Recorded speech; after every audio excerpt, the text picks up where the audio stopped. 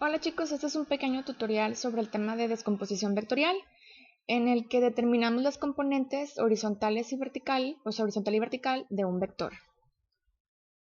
Y bueno, te recomiendo como siempre que tengas a la mano tu libreta para tomar apuntes. También vas a necesitar una calculadora científica porque vas a usar funciones trigonométricas. Y ¿estás listo? Empezamos. Ok, como decíamos hace un momento, en la descomposición vectorial es cuando a mí me piden que determine las componentes en X y en Y de un vector que me dan. Entonces yo tengo aquí, por ejemplo, mi plano cartesiano y tengo representado mi vector en amarillo. Este es el vector, ¿ok? Entonces, lo voy a poner, bueno, v de vector, ¿no? Este es el vector. Me piden que determine las componentes en X y en Y. Entonces, en verde yo tengo representadas las componentes. Fíjate que la componente en X es esta y no esta que está por acá, porque el vector está aquí. El vector está entre la X negativa y la Y positiva. Entonces, la componente en Y pues no puede estar aquí abajo porque el vector está acá arriba. Entonces, esta componente esta componente, perdón, se está moviendo horizontalmente hacia la izquierda y verticalmente hacia arriba. Por eso, estas son las componentes. Si el vector estuviera por acá, las componentes serían esta y esta. ¿Ok? Entonces yo las voy a llamar VY, VX. Esta es la componente Y del vector y la componente en X del vector. Si yo trazo una línea paralela al eje de las Y, tengo un triángulo rectángulo. ¿Sí? Aquí tengo este ángulo, que es el que a mí me interesa, entre eje X y vector. Y yo podría también trazar una línea horizontal, y aquí también se me forma un triángulo rectángulo, solo que el ángulo que a mí me interesa está de este lado, y es igualito que el que está acá. Pero yo voy a usar esta manera gráfica de representación. Entonces, fíjate, es un triángulo rectángulo, entonces el cateto opuesto es este que está aquí enfrente del ángulo, es el vertical. El cateto adyacente es el que está aquí pegadito al ángulo, es el horizontal. Y la hipotenusa viene siendo esta que está aquí. Entonces la hipotenusa mira que es el vector. El cateto adyacente observa que es la componente en X. Y el cateto opuesto observa que es la componente en Y. Sí, no importa que aquí estemos analizando el triángulo y que la componente está por acá, es de hecho la misma. Observa que la magnitud de esta componente llega hasta donde llega, verticalmente hablando, hasta donde llega el vector. Entonces, esta magnitud es la misma que esta que está aquí. Entonces, este viene siendo la componente en Y y esta viene siendo la componente en X. Cateto opuesto, vertical. Cateto adyacente, horizontal. Y la hipotenusa es el vector. ¿Ok? Entonces, cuando yo me presente o me presenten a mí este tipo de problemas, voy a usar el método del triángulo rectángulo, o sea, es este análisis que acabamos de hacer hace un momento. Y voy a usar las fórmulas trigonométricas de seno y coseno para encontrar cateto opuesto, repito, que es VY, el vertical, y cateto adyacente, que es VX, o sea, la componente horizontal. Y vamos a resolver un ejemplo. Mira, a mí me piden que determine las magnitudes de las componentes X y Y de un vector que tiene una magnitud de 100 metros y forma un ángulo de 30 grados con respecto al eje X.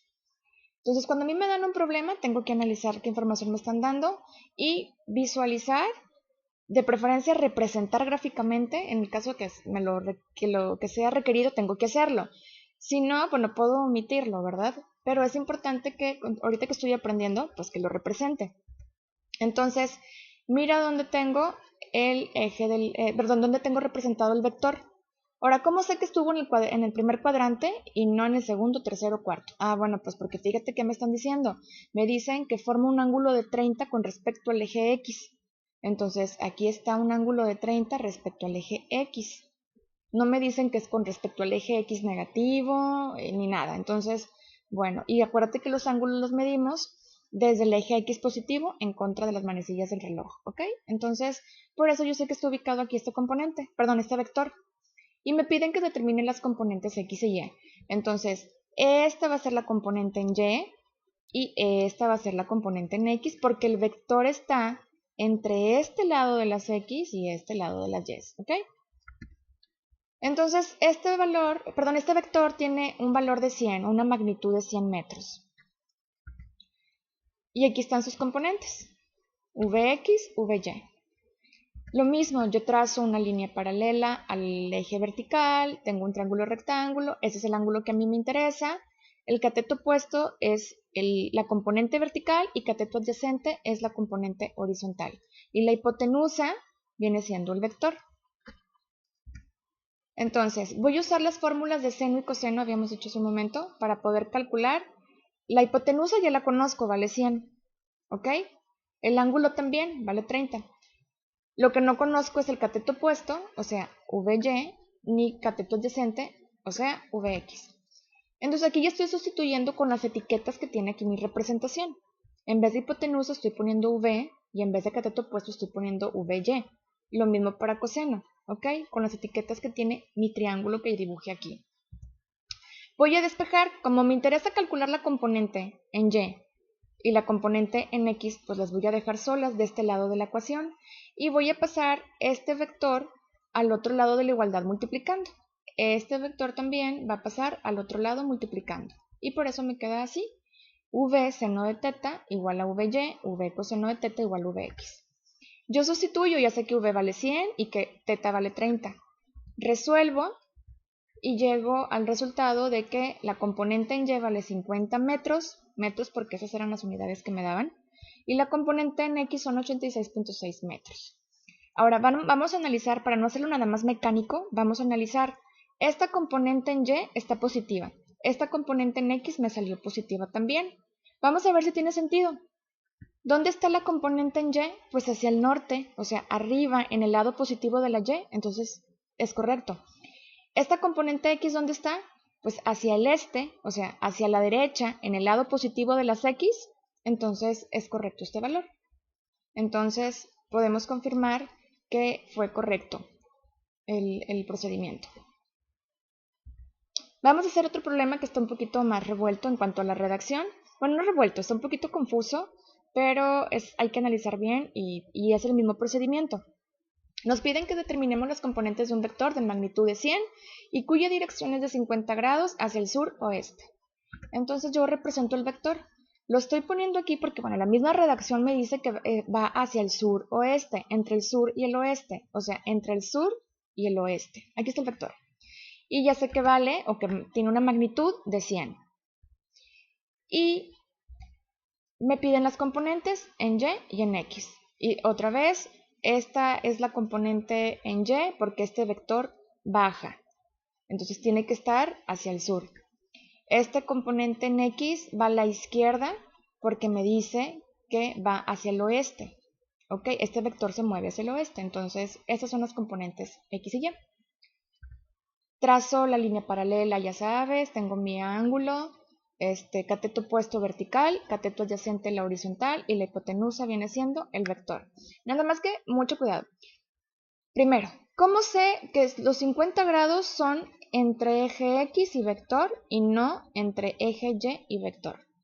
Acuérdate que definimos por convención que vamos a medir los ángulos entre eje horizontal y vector. Entonces, esos son los 50 grados aquí. Nada más que hay que tener cuidado con lo siguiente, ¿sí?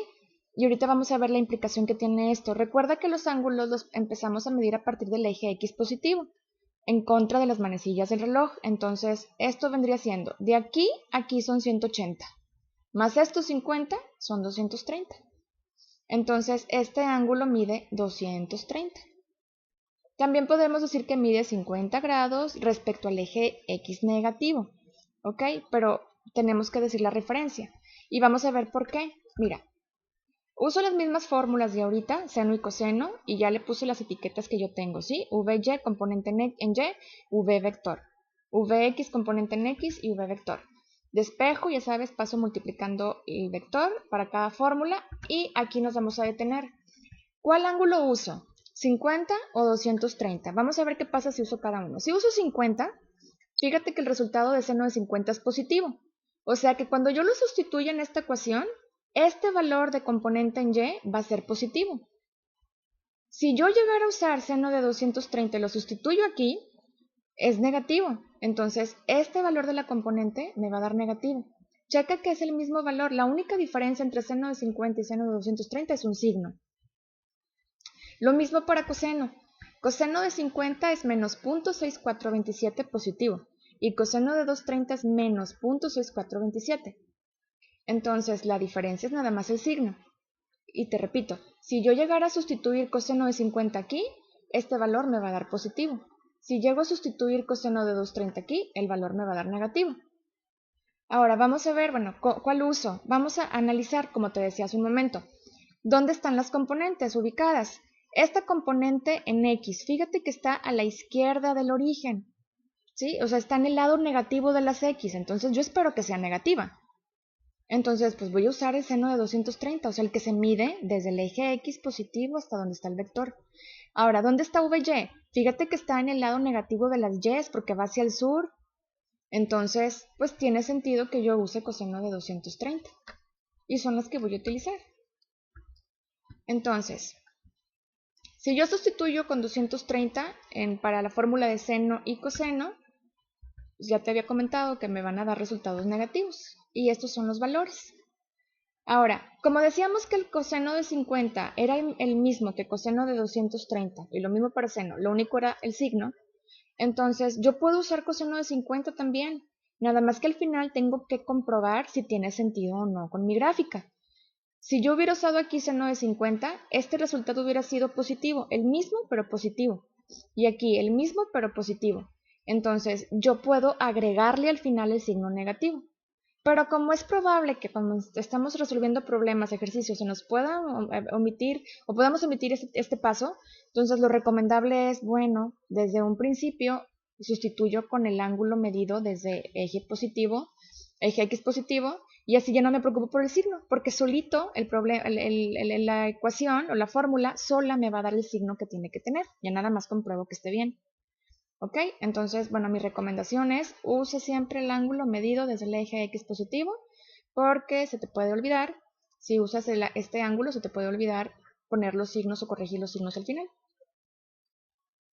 Y bueno, espero que no te haya confundido esta parte de los signos.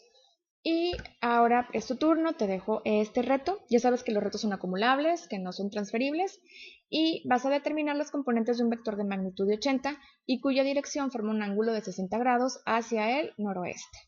Yo solamente te pido que recuerdes que el ángulo lo medimos como la amplitud entre eje X y vector. No te olvides eso, ¿ok?